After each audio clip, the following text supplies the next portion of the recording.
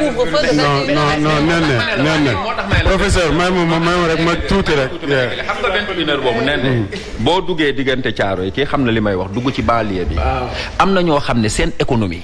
seen jaay fondeek seen jaay laax ak seen tàng naay mais heure boobu lañ koy def. suñu mënoon am ay experts économiques wàccal leen tey ci benn région rek ko ñu ñoom talaa. ñu seet tàng naay yi nga xam ni tëj nañ ak maire yi jaay fonde. on est en train d'appauvrir ce peuple et tu sais ce qu'on est en train de tester dans ce monde c'est la docilité des peuples pour de futurs combats. Aujourd'hui ils ont compris que tous les peuples sont dociles. Tout le monde porte des masques, tout le monde danse. Demain on nous demandera d'autres choses. Man du ma wax ne du ma vacciné wu de parce que yàgg naa vacciné wu mais dama ne Sénégalais yi bale ñu leen a vacciné nañ leen wax lu leer nañ xam vaccin bi ban la beneen bi mooy fu may terminer nee na bu fekkoon dañoo bëgg rek lu baax mais un professeur comme Samba Ndiaye mais Samba Ndiaye il est réputé.